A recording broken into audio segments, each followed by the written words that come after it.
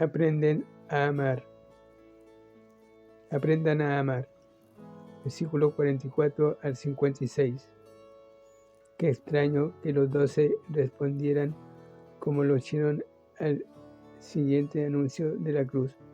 En lugar de ser humildes, discutían sobre quién sería el mayor. Tal vez el fracaso de los 9 para echar fuera el demonio y el privilegio de los 3 que subieron con Jesús al monte había creado rivalidad entre ellos. Como hubieran disfrutado Pedro, Jacob y Juan en contar a los 9 lo que habían visto en el monte, pero Jesús les había dicho que no lo contaran a nadie. Mateo capítulo 17, versículo 9. Los 12 andaban en la carne, Gálatas capítulo 5, versículo 20, y pensaban únicamente en sí mismos. Tenían que aprender a amarse unos a otros si habían de servir al Señor con eficacia. También tenían que aprender a amar a otros que no eran parte de su grupo especial. Versículos 49 y 50. Jesús tenía no solo 12 apóstoles, sino que también tuvo otros 70 a los que podía enviar al servicio. Versículo 10, capítulo 10, versículo 1 y 2. Juan pensó que era espiritual al prohibir al hombre anónimo que sirviera, pero Jesús le respondió con amor. Para ver las situaciones paralelas, véase Números capítulo 10, versículo 24 al 30, Juan capítulo 3, versículo 36 al 30 y Filipenses capítulo 1, versículo 12 al 18. Finalmente tenían que aprender a amar a sus enemigos, versículos 51 al 56. Los samaritanos y los judíos habían estado en enemistad por siglos, pero Jesús no participaba en tal lucha.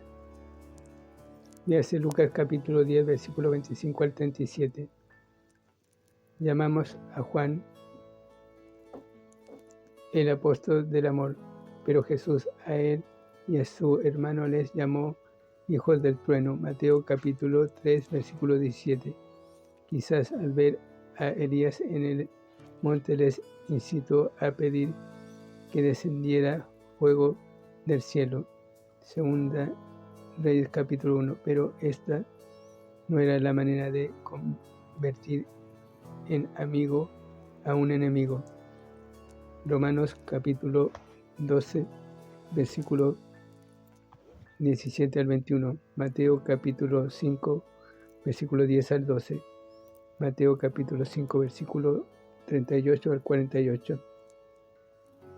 Aprendan a poner a Cristo primero. Versículo 57 al 62. Estos 3 hombres llamaron a Jesús Señor, pero no hicieron lo que Él les había dicho que hicieran. Mateo capítulo 7, versículo 21 al 27. Cuando oyó de posibles adversidades, el primer hombre no quería negarse a sí mismo. El segundo estaba preocupado por el funeral incorrecto. Debía haber tomado su cruz, morir a sí mismo y obedecer la voluntad de Dios. El tercer hombre tenía sus ojos puestos en la dirección equivocada y no podía seguir a Cristo. Las condiciones para el discipulado se dan en Lucas capítulo 9, versículo 23, y esos 3 hombres no pudieron satisfacerlas. Su énfasis era yo primero. No es de sorprenderse que los obreros sean tan pocos. Comentario capítulo 10, el gran privilegio. Capítulo 10, versículo 1 al 24. Los 70 embajadores tuvieron el privilegio de servir al Señor e incluso de hacer milagros. Sin embargo, Jesús dijo que su más grande privilegio era tener sus nombres escritos en el cielo. Versículo 20.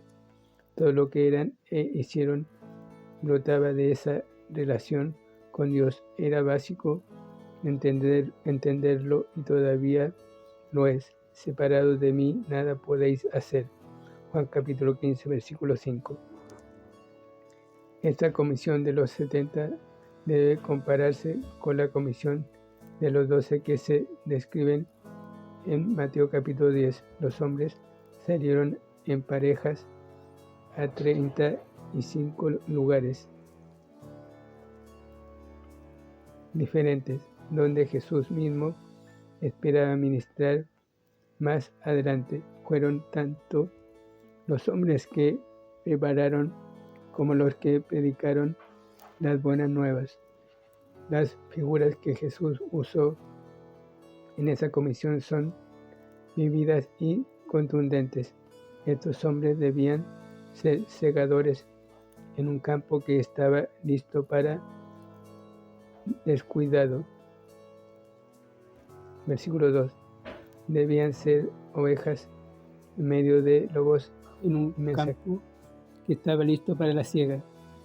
Versículo 2. Debían ser ovejas en medio de lobos y mensajeros de la paz de Dios. Versículo 3, 5 y 6. Por sobre todo estos hombres eran obreros. Versículo 2. Versículo 7. Tenían un trabajo que hacer. Su ministerio en una ciudad podía traer bendición o juicio dependiendo de cómo la gente respondiera. Estos 70 hombres representaban al Señor y la manera en que la gente les trataba sería igual a la que trataría al mismo Señor si estuviera allí. Versículo 16.